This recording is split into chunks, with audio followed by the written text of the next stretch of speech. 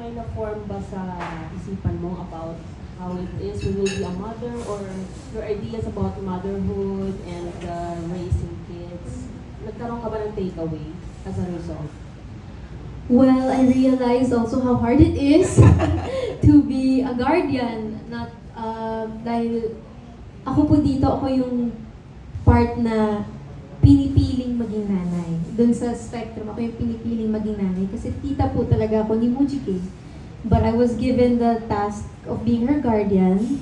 Nasa una ay ayaw ko, dahil ayoko po ng bata. Pero eventually, napamahal din. And honestly, nakaka-relate po kasi ako kay Sunny talaga. In fact, napag-usapan namin ito ni Direk nung umpisa, nung mga first few Zoom meetings namin. Na sabi ko, Direk, I don't think it's gonna be hard for me to act na hindi ako affectionate sa bata. Kasi hindi naman ako, I'm not really fond of kids in general until nagkaroon ako ng pamangkin.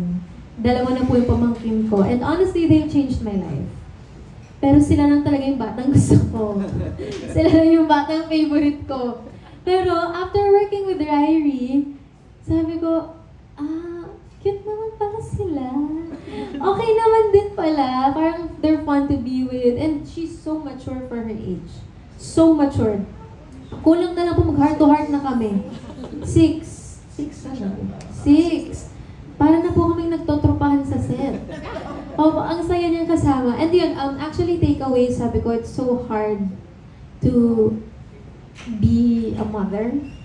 And while shooting, na-miss ko yung mom ko palagi. And it takes so much selflessness to be a mom na sabi ko din sa sarili ko, kaya ko ba to ever? Parang, of course, the Alexa that is me today, wala pa po yan sa isip ko talaga. Hindi ko pa po naiisip at all na me as a mother, me with a family, and I don't really think of that right now. It's not something I want.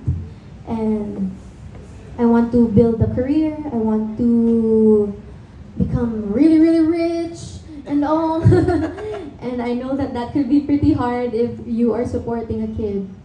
Pero na-open din naman po ako na parang, it's not so bad naman pala. Na maybe one day, as long as I'm stable, and if I have a good partner with me, I think maybe I would like to, try to have a family, have a kid. But actually right now, I'm a fur mom. And that is also hard work. And it's something that I really enjoy.